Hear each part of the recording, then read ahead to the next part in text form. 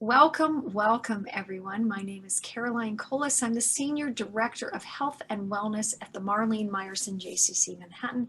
And today on our Positive Psychology Hour, a series that we offer in partnership with Wholebeing Institute, we are going to be talking about as we emerge the positive potential of incidental connection with Sharon Barboza.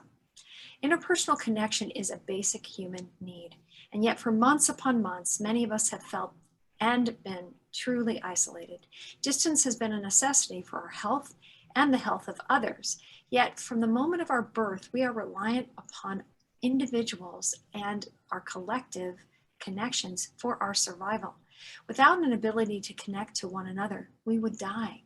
Human connection is that intrinsic to who we are. It's built into the very fabric of our being, and we have been forced to put that connection, that priority of that connection on hold. However, as we emerge from our isolation, connections might feel strange. They might feel strained. We might not be used to being around one another. We're actually struggling to balance our need for social connection with our need for self-preservation.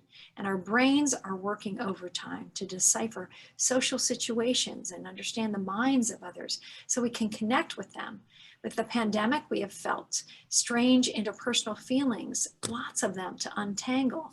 And distance can feel like rejection, which is really important because when we feel rejection, that actually triggers certain neurochemicals in our brain. Even when we know that this rejection might not be true or real. Sharon's going to unpack that for us. And we too can shut down our awareness of opportunities for connection by not looking at faces, by avoiding human contact, and feeling like it's just too much right now. So Sharon Barboza, Dr. Sharon Barboza, will explore human connection today and its ability to enhance our wellness and our well-being. She's going to discuss the daily opportunities for sharing positive emotions with others and offer exercises and insights into how to expand our daily dose of positive micro moments. And we've heard about micro moments from lots of our speakers and from Barbara Fredrickson, but she's going to talk about it a little bit differently today. Dr. Sharon Barboza is a licensed clinical psychologist with a certificate in Wholebeing Positive Psychology. She spent most of her career, believe it or not, behind bars, working for and with individuals who are incarcerated in jails and prisons. She's a monitor, a consultant, a trainer, as well as an internationally renowned award-winning speaker in the field of behavioral health and wellness with an expertise in behavioral change, trauma-informed care, and strategies for self-care. I welcome to the call Sharon, and I'm going to add you to the spotlight here. And thank you so much for being with us today. Oh my goodness. Well, thank you for having me, Caroline. I'm so excited. I'm so excited to share and hear from other folks and just kind of connect, albeit virtually. Yeah, tell us where you're calling in from. Sure. And, you know, how it is up there. Are people out? Are they masked, or how's it going? Oh, interesting. Yep. So I live upstate New York. I live about 3.5 hours north of New York City. Kind of, it's, northwest, dead center New York. We call it Central New York, the Mohawk Valley. Yeah, we've been relatively safe up here. We haven't had huge outbreaks, and there's a mix, right? There's a mix of kind of how people are feeling about whether or not they need to protect themselves. So masks have been variable right along, right? There's both sides. There's people who believe that they have value and people who believe that they're an infringement on their rights. And so there's a bit of that up here.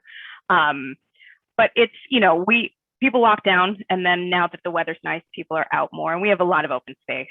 And so that's nice where I am. And then from upstate mid New York, how did you find positive psychology and the Wholebeing Institute certificate in positive psychology? I love it. So sure. So as you said, I've been doing work in prisons and jails for over 20 years, and that can really wear on one. And so I actually hooked up through Kripalu to kind of do some self-care. And while I was there, I met Maria Serwa, and took some courses with her. And then over time, got mailings and various other things, and thought I really need to move into something more formal.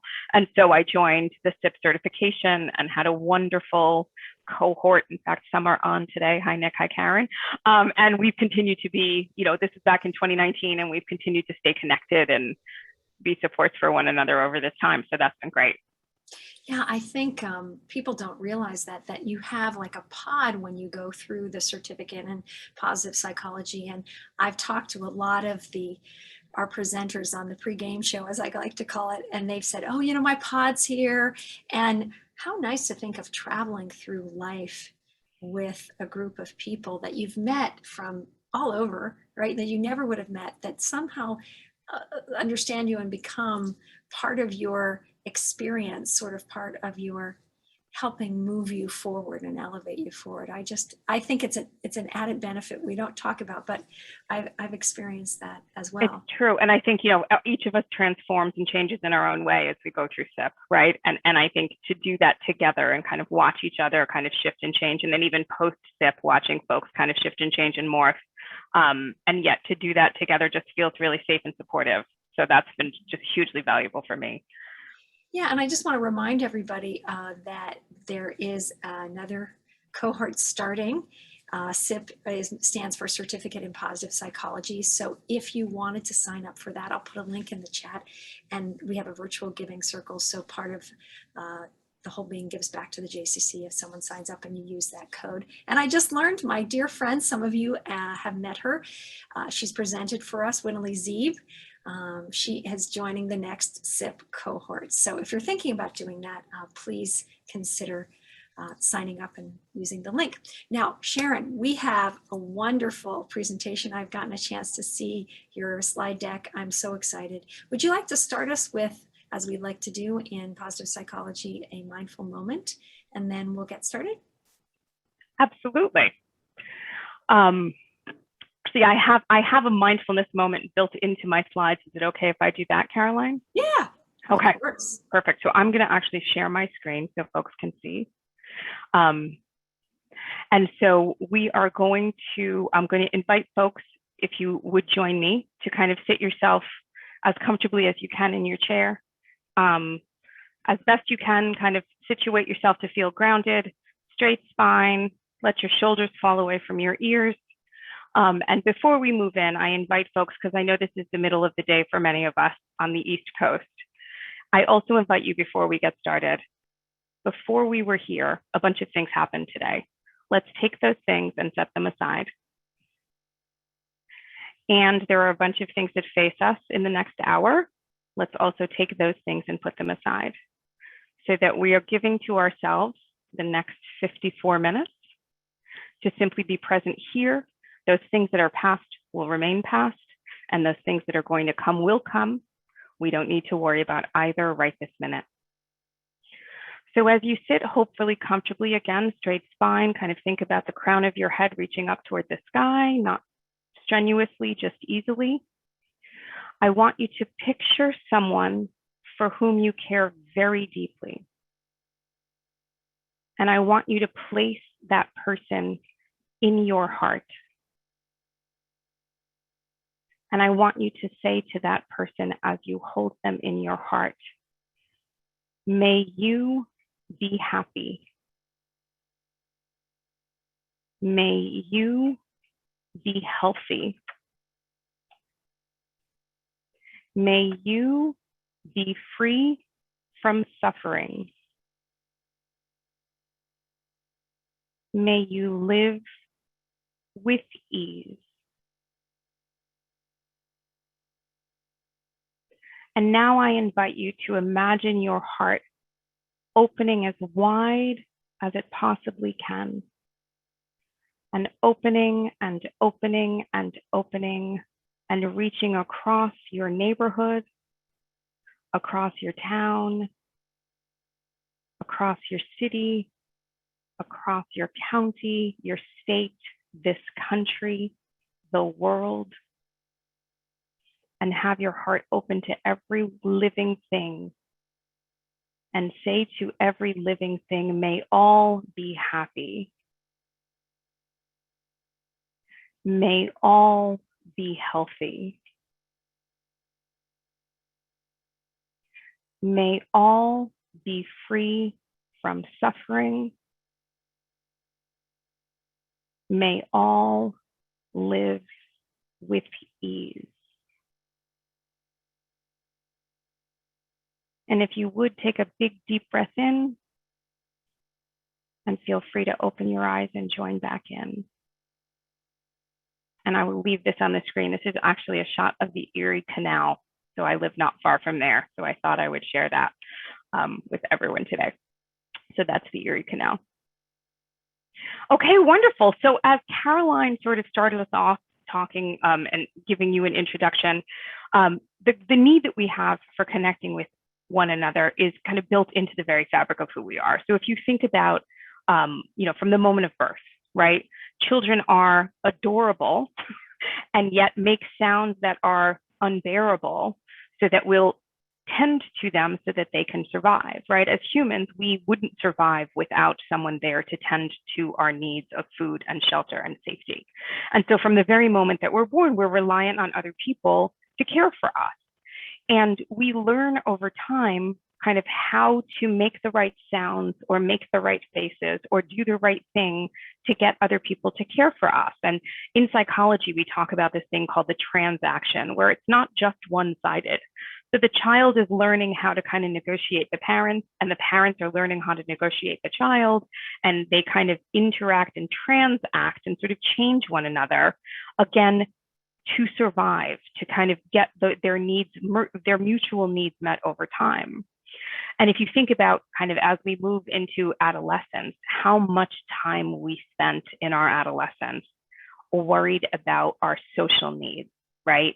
Brene Brown talks to us about fitting in rather than belonging, and how much time we spent, and how for many adolescents, the idea of social rejection is intolerable and actually feels like they're like a death experience to have folks kind of reject you socially as a teen. And so we spend so much time with the need for connection there and the need for peer support. And then we don't lose that connection to our parents, and we stay sort of connected. And then as we move into adulthood, we think about all the relationships that we have and how necessary those are, whether it's connection to our kind of family of origin, or it's connection to our new partners that we form relationships with over time, our work colleagues, our friends, folks that we, go to religious experiences with, whatever the case may be. We kind of, we build those connections, and they're so necessary and a part of who we are. And they're just so foundational, and we've moved through this life with all of these connections. And we know from positive psychology and health psychology, connection with other human beings is so beneficial to us across the board. So founded in science, we know that that folks who have deep and high quality connections with other people, that those connections help to strengthen our immune system. They reduce overall inflammation in our body. The reverse is true also. If we're kind of stressed about our social relationships, that has been shown to kind of increase inflammation. Those with connection will recover from disease faster. We know that those with strong social connections have a reduction in their anxiety and levels of depression. It also gives us the ability to regulate our emotions easier, which is really a skill that we need to have, that ability to kind of feel a feeling and kind of modulate it and move it back and forth. And we know that folks with strong connections have a greater ability to do that over time. We also know that when we have connections, we feel better about ourselves, right? It increases our self-esteem to know that we have people in our lives that care about us and we care about them. It also increases our empathy, meaning that we are able to kind of see the needs of others. And I think, part of this COVID thing that's happened to all of us, where we all kind of retreated, and I'm going to talk about that in a minute, we think about the political divides too, and how much less tolerant we are of difference in our society right now, and how much of that has kind of fed itself off of us being so disconnected from one another and not having those shared experiences to feel connected and to build empathy, right? We tend to care about people that we meet because we develop kind of a sense of who that person is. And so those connections help us to build that empathic power. We also know that from the Barbara Fredrickson's work that kind of positivity and health spiral with each other. So as one goes up, the other goes up. And we know that can happen over time. And so these are just some of the kind of benefits of mutual connection that we know about from positive psychology as well as health psychology. And then enter COVID. And I think for many of us, we were all scared. and rightfully so, right? We got scared, and we were told to stay in. We chose to stay in. We chose to protect. And we know from psychology, we have the hierarchy of needs, and safety is basic.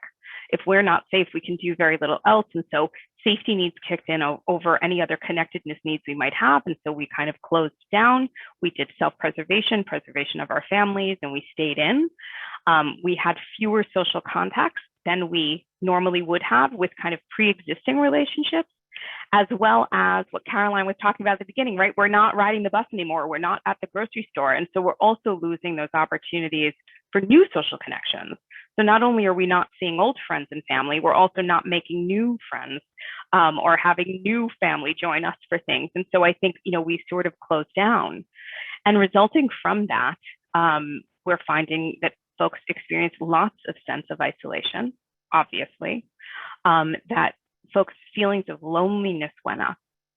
And one of the things that I know is true for me, and I'm interested to hear in the chat from other folks, if you have the similar experience, there's this study out there that's fascinating to me. So Michael Lieberman has a new book called Social. And before I was a clinical psychologist, I was a social psychologist, and I did a lot of work around verbal and nonverbal communication. And one of the studies that he talks about in this book, which it resonates so strongly with me around COVID, is there's this experiment where they have basically, the original experiment is 3 people sitting in a doctor's waiting room. One of them is a subject, and the other 2 are involved in the study, right? They're confederates, we like to say in psychology. So what happens is someone just happens to find a tennis ball and throws the tennis ball to someone else who catches it. And the 3 people then begin to kind of throw the ball back and forth in some sort of, random pattern of inclusion. And over time, the 2 confederates start to just pass the ball between each other, and they don't include the subject anymore. And the feelings of rejection are real and painful. And the subjects will talk about kind of the poignancy of that rejection. And it's actually been subsequently found through MRI studies that the pain centers in the brain get lit up around being, no one's throwing a ball to you. So it's not even like a strong thing that's happened or a real relationship that's been kind of broken, but just an incidental sense of rejection. And it had me thinking about kind of COVID and how we all were doing that to each other, right? Everyone else became the potential carrier of scary stuff, of disease, of potential sickness. And so we started to turn away from one another, right? And shoulder away from, and we didn't touch people. And we, if I went to get on an elevator and someone was already on, I'd literally walk away and take the stairs, right? And so we were, for all intents and purposes, kind of rejecting each other socially for months, and being rejected. And I don't know how we didn't all kind of metabolize that in some sort of way that just felt really awful for all of us. And I don't know if other folks, if you want to share in the chat that that kind of had that experience. Did folks kind of feel that just pull away? Thanks, Nick, for like just folks just kind of pulling out and feeling really yucky, like separate from the isolation and loneliness. Just even the times when we were with other people just felt really kind of rejected. And so I think, one of the things that then happens is, now we're kind of coming back, right? So now we're being asked to re-enter. And what does that look like?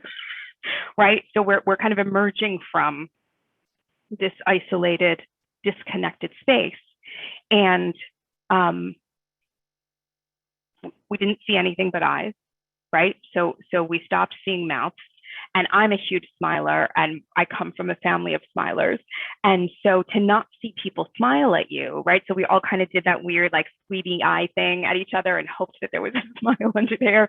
But we can't even use what we would normally use as a social cue from other people. So I can't even look at you and know how you're responding to me, because the normal indications that I would get from your face are missing. And so that's happening. There are also new rules, right? We're elbow touching. We're not hugging people, right? Somebody said that, like not being able to hug another person. How we stand in line. And even as, over time, the rules are kind of softening. I don't know about the rest of you, but, I'm standing in line at a store and, a gas station or something. And if the person behind me is a little too close, I get a little bristly, right? Because the rules have changed.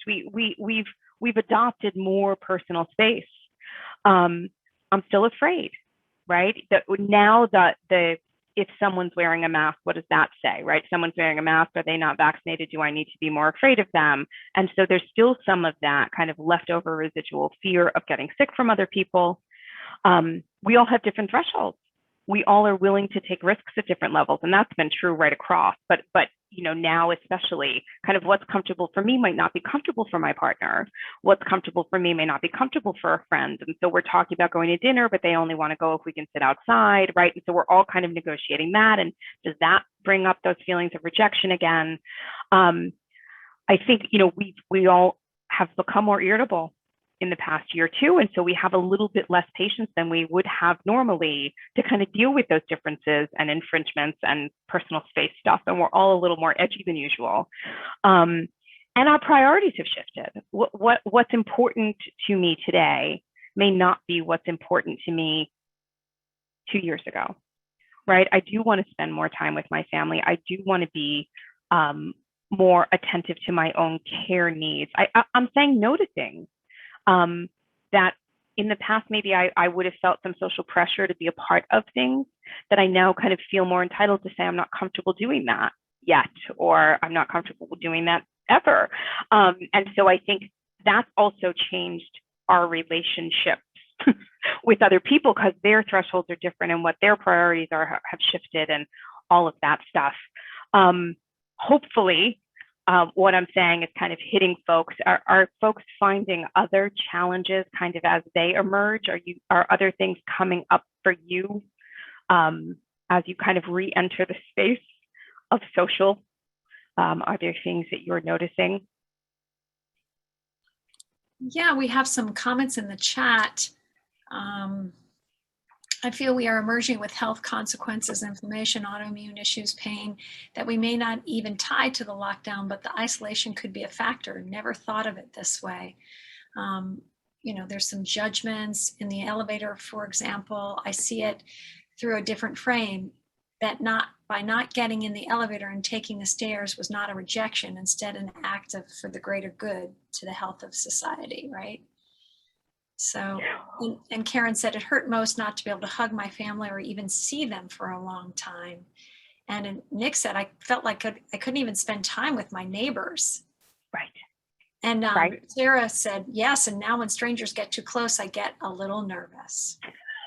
It's true. And I think, even the person who's like, it feels like an act of good, right? To kind of keep your social distance. That's absolutely true. And yet I think it can feel like rejection on the receiving end of it, even though my intention is to keep you safe, right? Same thing with kind of, I'm not hugging, I'm doing elbow bumps, whatever the case may be. It's that weird kind of renegotiation of how we are together in space. Yeah, Nancy said, and I hate that I am nervous. And Elizabeth said, and I hate, Elizabeth said, it's very conflicting. Isolation has really taken its toll. And Gail says, yes, lots of decisions in uncertain circumstances. Right, like our brains are working overtime because all of the rules are out the window, and we have to kind of like redo the math in social situations that used to be familiar and used to be no-brainer. Are now we feel like we have to like overthink everything. So yeah, absolutely. Carla says decision fatigue, and Ellen says look at unvaccinated with judgments, right? Yes. And Nick was saying there's a lot of anger and fear living in Florida too. Absolutely. No, there's no doubt about it. So thank you for saying that. And I think someone said I feel alone in the chat as well. And I want to remind that just by this right here, we are not alone. And Dr. Neff tells us when we talk about self-compassion, that part of being compassionate to the self is recognizing kind of we're all in this together and we all have it. And so I think as we are kind of negotiating this sense of isolation and feeling alone and feeling uncertain and feeling like we have to redo all the math in our heads about who we talk to and how we talk to them, we're all doing it, right? I think that's the other part that's so valuable to hold on to is everyone is awkward and uneasy. Everyone is renegotiating. And so it's not just you, it's all of us. That we're all back out there and trying to make sense of kind of how that works. And so keep that in mind as we kind of move to the rest of talking about what can be positive about reconnecting. Just remembering that this is bigger than all of us and we are all going through the same, and literally everyone, right, across the globe has been touched by this. And so everyone is kind of going through the same thing right now. Then remembering that can be really helpful. So as this is our positive psychology hour, I want to talk about the ways that positive psychology has kind of taught us there are things we can do as we kind of navigate this collective comeback, as we all kind of rejoin. And so we know that positive emotions and positive processes, positive conditions and positive relationships, so just all of those kind of collectively do three really important things for us. One, they can buffer the effects of negativity. So we can kind of stave off things when we have positive emotions, conditions, relationships, et cetera. So we know that kind of having those positive things buffers the effect of negativity. So if we had decent relationships and a relatively positive outlook kind of going in to the COVID crisis and kind of coming out of it, that may buffer and help to protect us as we move forward. We also know that when we can focus on those things, when we can say, these are the positive things in my life, and kind of shift our focus onto those things, that it helps, as Barbara Fredrickson tells us, to kind of maintain and build on itself to maintain a positive outlook. And so it not only protects us against, but kind of helps us to elevate the good in our lives.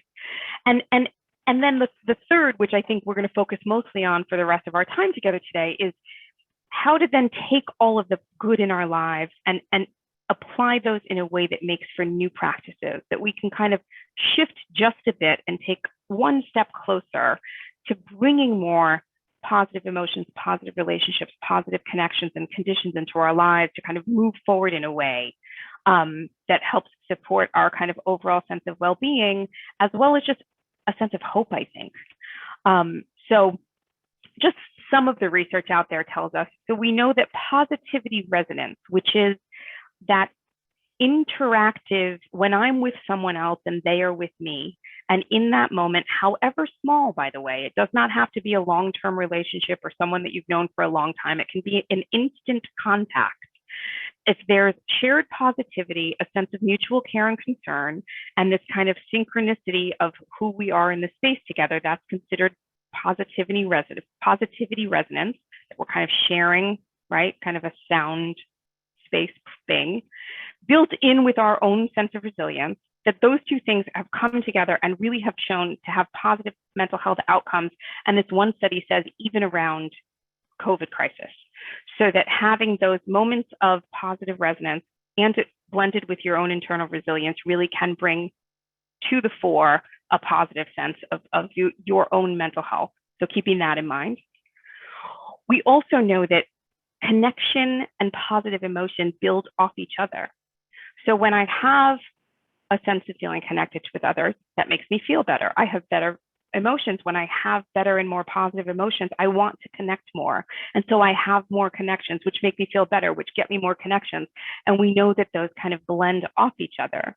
So keeping that in mind too, that when we can step and emerge from our isolation and even from our fear a bit with a little bit of bravery and a little bit of hope about connection, and we do make those connections, we're going to bolster our mood, which in turn will bolster our ability to connect, and those two will just continue to play off each other. So keeping that in mind is also enormously important. We know that when we have positive emotion, it literally opens us up. So there's been research that it actually expands your peripheral vision. We know on the kind of classic psychology side of things, not positive psychology, but the kind of the study of dysfunction and symptom, that folks who are depressed actually narrow, that they become a little bit tunnel vision. They only see the bad and the worst in the world, and they have a really hard time kind of seeing beyond that. Well, positive does the opposite and actually allows us to see lots of things. And so as a result of that, It improves our ability to attend, so we can actually see more of our world around us. It opens us up to being kind of open to experience and seeing things in our environment that we may not otherwise. It also figuratively kind of opens up our problem solving skills, right? If you can imagine that if I'm able to see more, if I'm able to take a broader perspective, I then am able to increase my problem solving because I'm going to see things that I hadn't seen before as potential kind of ways out of this. And also positivity changes that sense of kind of me, that self-protected, isolated me, to a collective sense of we. That when I am experiencing positivity, I am more open to being a part of a larger group.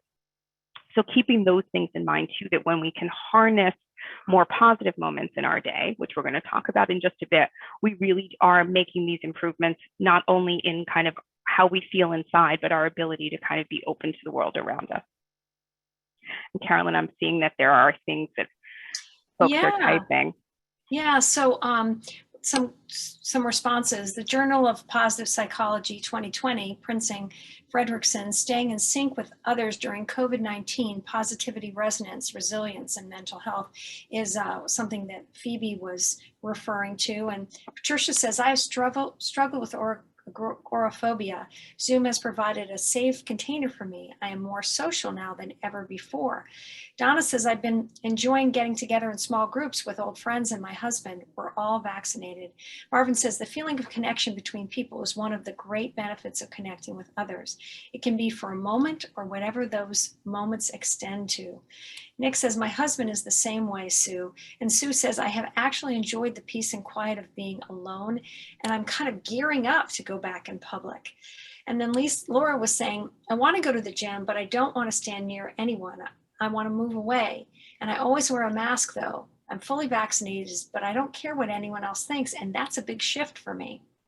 Right, absolutely, right? So it's interesting, a few of you are raising that kind of shifting priorities thing, right?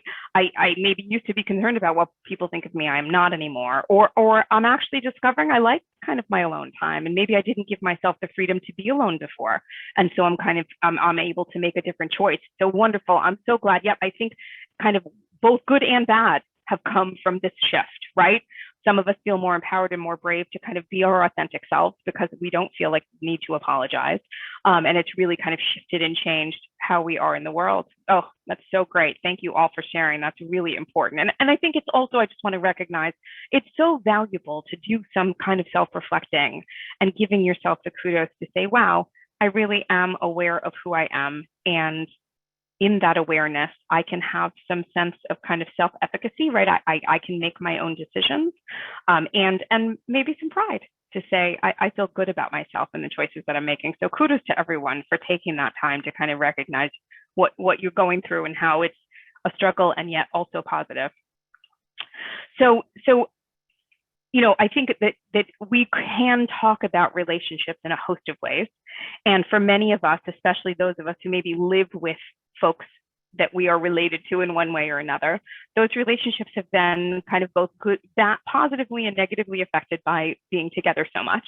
And I didn't want to spend a whole lot of time kind of talking about pre-existing relationships because that's a lot of work and fraught with kind of, you know, I need to do this and how I communicate and all of those things. And I thought one of the kind of simplest, easiest ways to talk about kind of moving forward are those incidental connections. And when I was in the Certificate for Positive Psychology course, we have to come up with what are called final projects.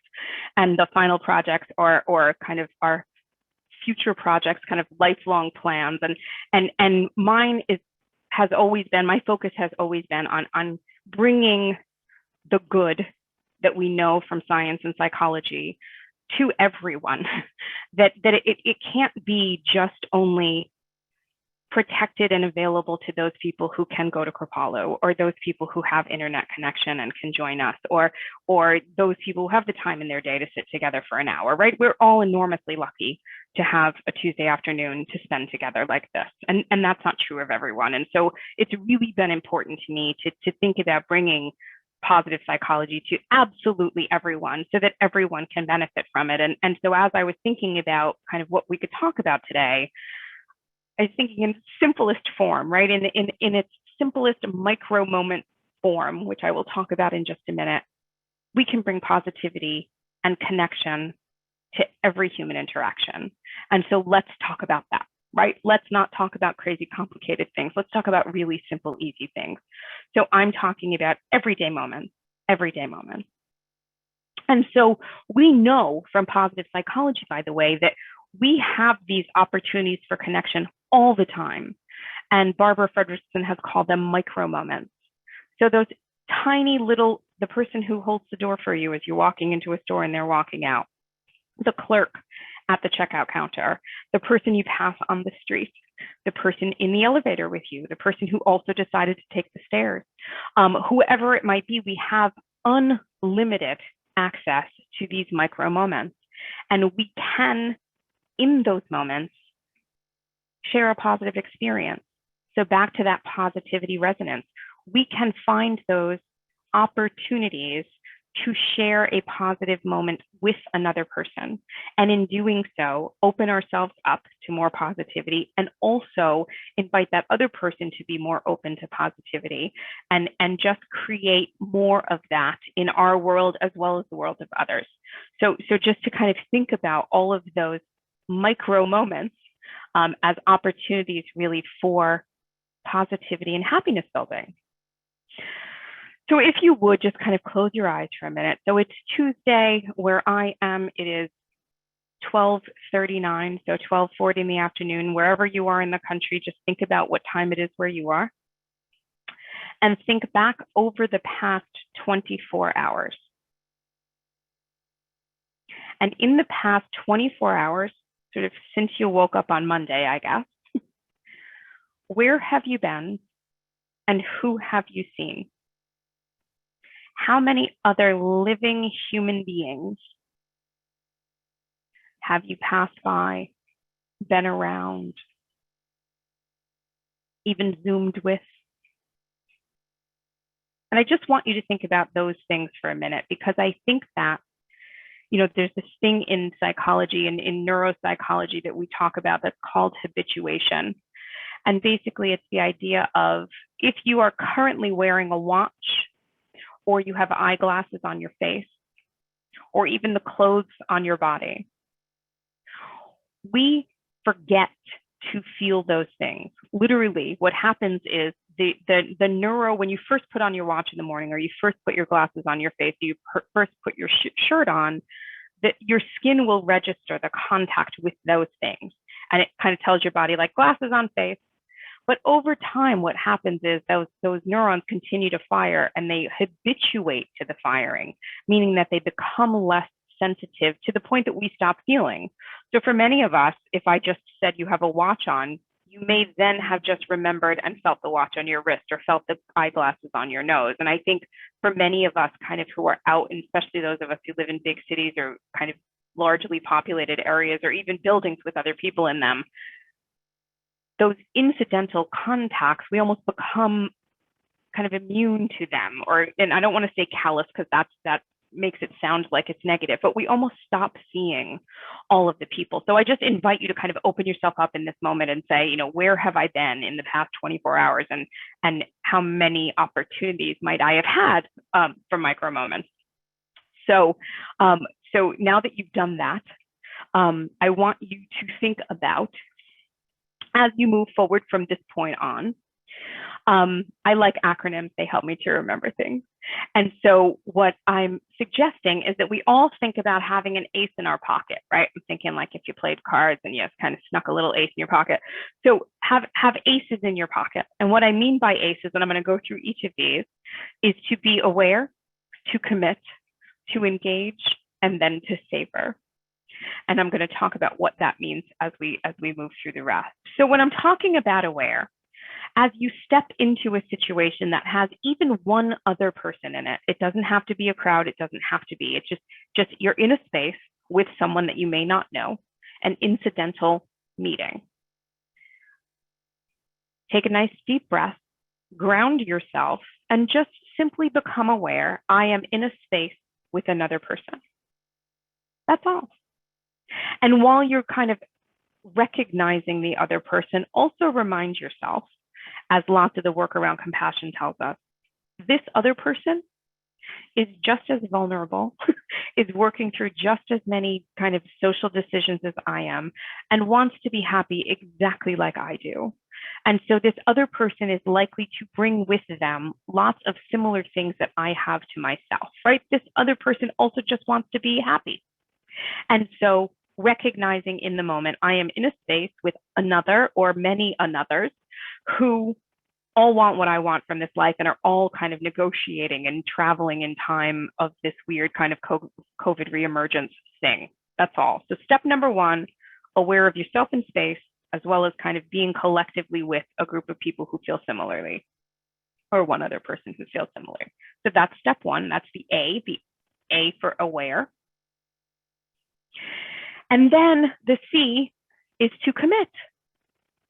To say to yourself, I am making a commitment in this moment to have a shared moment with at least one person in this space.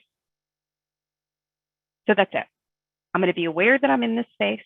And now that I'm in this space, I'm going to commit myself to one act of connection. And the E is to engage. And I just mean go for it. And I'm going to actually go through what each of these things tells us, or what each of these things can do for us from positive psychology. But it can be as simple as making eye contact, sharing a smile or a laugh with a stranger, right? You do something silly, you drop something, laughing with someone else about it, speaking a kind word to someone, or doing something kind for someone else, expressing, and I'm saying genuine gratitude. So if you're in the habit of saying thank you to the person who holds the door for you, or thank you to the person who is kind of checking you out at the store or wherever you are, mean it when you say it. Commit to meaning it and engaging and being truly grateful to this person for taking their time in their day to do something for you. And then for those of you who are familiar with character strengths, we know that there are kind of these 24 strengths that we each have. And some of them are kind of reliant on social interaction, right? One of the strengths, for example, is kindness. One of them is fairness. And so we need other people to kind of elevate that strength. And so kind of using maybe moments to elevate strengths that we've chosen. So I'm going to go through each of those. So we know, for example, from research that sharing laughter, when we laugh with someone else, it increases our sense of connection with that other person. But interestingly, it also helps us to feel similar to that other person. So again, if we're kind of feeling disconnected from others and we're emerging from this place where I feel kind of alone and isolated and not connected, sharing a laugh can not only connect, but also makes me feel like I'm like this person and they are like me, which helps to form bonds. So sharing laughter, very, very, very wonderful way to have a micro moment if and when it's possible. And I think kind of by extension, a smile can do us some pretty good as well. We know that doing good for others, so engaging in acts of kindness, research tells us it not only makes us happier, but has those health boosts, that it actually does some good things for our health and our immune system. So when we do acts of kindness, and again, they don't have to be major things. It can be helping someone reach something off a high shelf. We were talking at the beginning. I'm 5 feet tall. I'm often at a store and that thing on the top shelf is just never my friend. And so asking someone if they can give me some help and grab that high thing. And I love when someone walks up and says, can I help you get that? Right. So kind of doing good for others really does build our sense of being happier and healthier. So keeping that in mind. Yeah, and I just wanted to let you know that we have some comments in the chat. What if this reciprocity does not exist? What does one do? And then Dina was saying, I think that if you feel positive about the interaction, that's what you can expect. Reciprocity doesn't need to happen, but it probably will.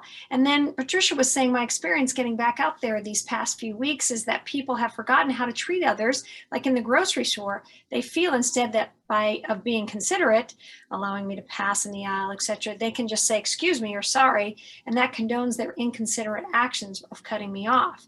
And then Phoebe was talking about positivity resonance equal Fredrickson's shared positive effect, mutual care and concern, plus behavioral biological synchronicity or synchrony, right? And then Irene says, from my experience, not always, and not with everyone with whom I anticipate this reciprocity. And Marvin was saying, make a commitment or ask a simple question about something you have in common. The situation or the event is often a way to connect. So many things. Yes, thank you for sharing all of that. So a couple of things. So one is, I think, to remember that everyone is navigating and kind of reemerging, right? Like I said before, not everyone is going to be entering the space after having come to a positivity talk, right? So we have to expect that for lots of people, their heads are still down, they're still closed off, they are still kind of plowing through the world. And I think that you're right, that for lots of folks, they've just simply kind of forgotten or intentionally are choosing not to do those niceties anymore. And so, yes, so not every person will be receptive to our kind of putting it out there. But I will tell you this, interestingly, there is a study about interacting with strangers. And they did this study about people being on a subway train, basically. And they asked people to predict what they thought it would be like if they engaged with the person around them. And what they found was that most people actually tended to predict more negativity than occurred. So I think that is also self-protective, right back to what we were talking about before around rejection, that for many of us, we don't want to feel that rejection, right? I don't want to put out kind of an olive branch, or I don't want to extend myself and be nice only to have someone kind of crap on me, right? That doesn't feel good. And so we want to protect ourselves from those negative kind of interactions with other people. And so it's natural for us to not want to kind of extend ourselves for fear of being rejected because it feels so crappy, right? To have other people do that to us. But what this study found was that people were actually more likely to have positive things happen when they reached out. Not always, not universally, right? There are always going to be those times, but that we tend to, as humans, I think in a self-protective way, kind of expect the worst. And it actually happens less than we think it will. So just to kind of keep that in mind, but I'm with you. There's absolutely real life experience of people being jerks out there. And I think, in those moments for me anyway, I just like to remember kind of two things. And the first for me is always, this person is doing the best that they can. Right. I mean, I work in my kind of work life. I spend a lot of time with people who've done awful things to other human beings. And I think, at the core of almost all of us, we want the best. We really do. And we're trying really hard. And some of us may get on the wrong path for that, or we might not necessarily know what best looks like or how to get there. And so in those moments when other people are rude or push you out of the way or reject your smile, those moments I just try to think like they're having kind of a bad day and they're doing the best they can right this minute. And maybe the best they can is to push us out of the way today. That might be the best they can bring. And so that's always really kind of helpful to me. And then the second piece is to remember that, for me anyway, it helps me to remember, like, we're all the star of our own movie. And we actually think very little about other people. And we have to sometimes be intentional as we move through the world, especially when we have an agenda in our heads and many of us like to get things done in this really efficient way. We tend to kind of plow through life and get from where I need to be A to I need to be B, and kind of everyone else, be damned. And so I think remembering that too, that for lots of people, they didn't even see you. And not that condones their crappiness. It just is a reality for many of us. And so kind of keeping that in mind too. So both things. So one is, everyone is self-involved more than we'd like to be. And secondly, everyone's doing the best that they can. But I think, in those moments when we can kind of reach out. And as I said, this next one I have, talking to strangers, they did a study of two things. So the thing I was telling you about being on the train, that was a study where they just found that people's expectations were different. But they actually did a study about engaging with your barista, right? If you're a coffee person and you go to a coffee shop and you are actually, they tasked people with A, being as efficient as possible, or B, kind of engaging with the person who made your coffee. And they found that there was genuine mood boost among those who weren't focused on efficiency, who were kind of focused on saying thank you and really engaging with the person. It actually boosted mood. And so keeping that in mind too, that maybe it's, if it's too much or the vibe feels a little bit too risky to maybe reach out to the jerk who just cut you off in line, you can always be kind to the person who is handing you your receipt, right? Those moments are almost kind of forced social chances for us to have these incidental contacts. And I think, like Caroline was saying at the beginning too, I think the other thing that happens for many of us is we can feel when someone else has that kind of pull with you, where somebody, I think, wrote in the chat, you catch someone's eyes and you just feel a connection. And so you can simply nod and smile and, smile behind your mask for those of you still wearing masks, and kind of, give people some sort of indication that I see you and I know that you see me, and let's make this a positive thing. It doesn't have to be huge. So keeping that in mind as well.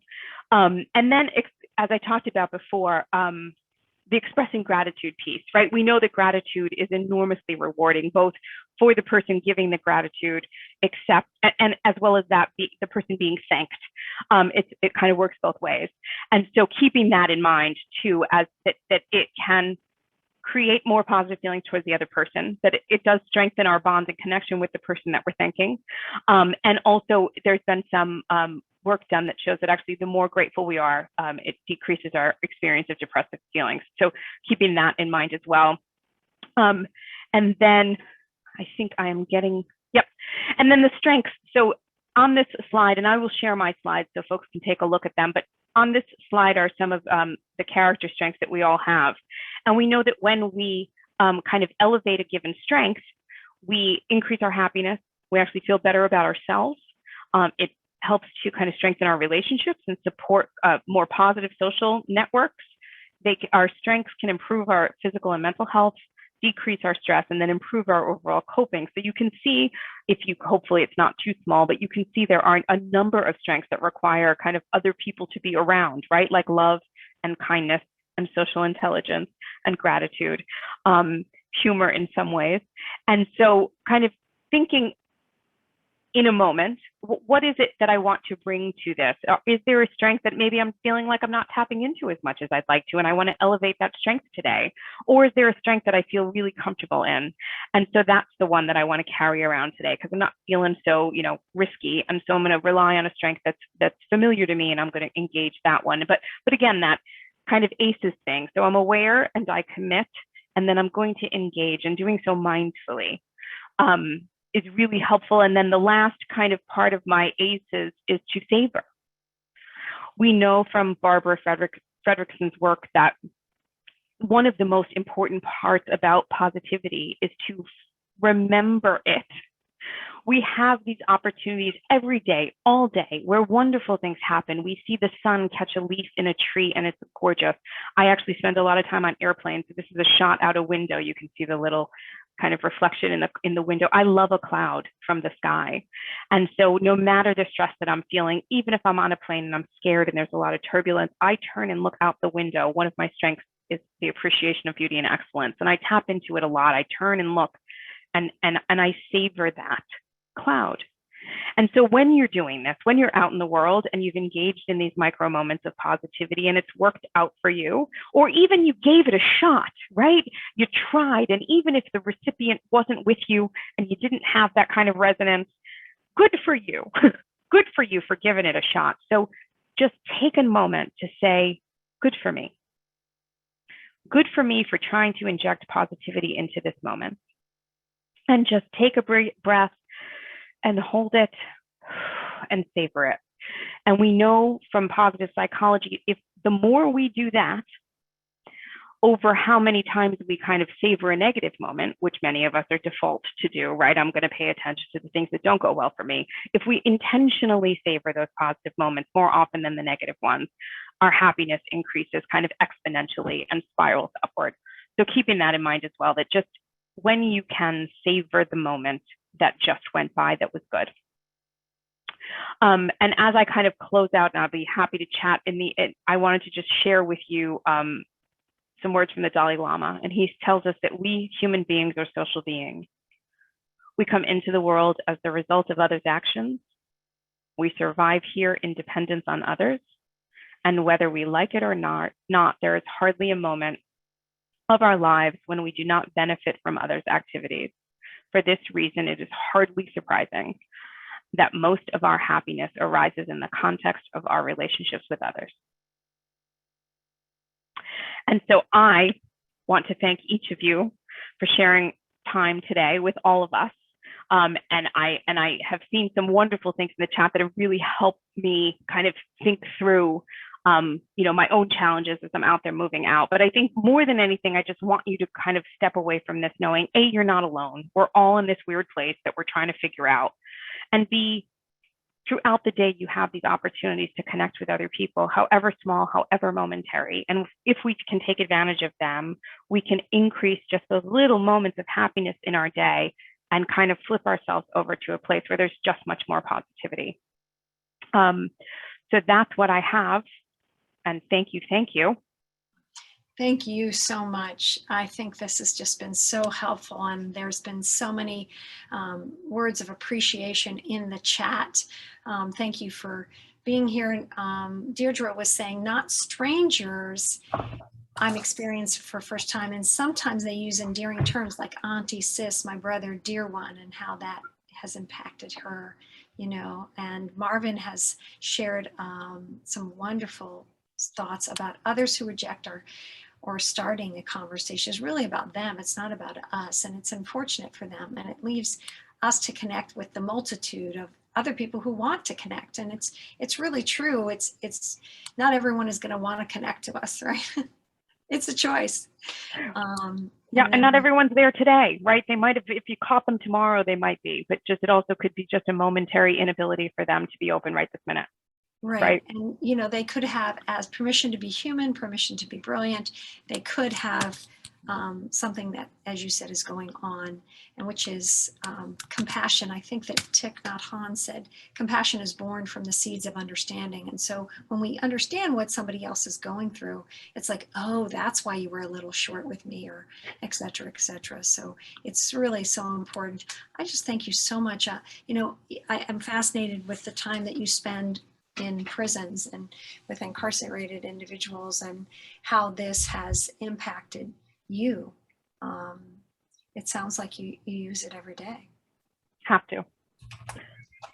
Right, because I think like all of us, right? No one's immune from it, but it's really easy to go dark, right? In dark places, it's really easy to go dark.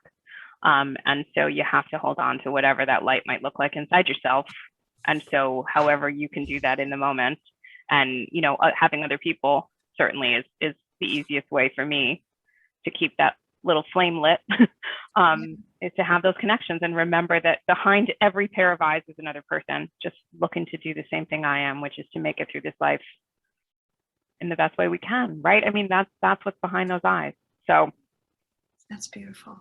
Well, thank you for sharing that, and you are an inspiration to all of us. Everyone, if you, like Sharon, want to participate in the certificate for positive psychology, I put a link in the chat. Please consider that. That's a long program. Or just come back on Thursday to play with Jude Trader Wolf, who's going to be doing some improv with us, because play is an important part of positive psychology too. Thank you for spending your time with us. I'm going to remove the spotlight. I'm going to put us back on gallery view. And everyone, if you would like to unmute and thank our speaker for for what she does in the world, and also for spending time with Sharon. Thank you. Thank you. So grateful for you all being here, for presenting this information. Thanks, everybody. Thank you very much. Thank you. It was wonderful. Thank you. Thank you, Sharon. Thank you so much. As we go back in the world, be safe, be well, and keep coming. We'll see you on Thursday at noon for the Positive Psychology Hour, a program in partnership with Marlene Myerson JCC Manhattan and Wholebeing Institute. And don't forget, we have Jude Trader Wolf. And if you have not experienced Jude and her improv, you're in for a treat. Take care, everyone. You as well. Thank you. Bye-bye.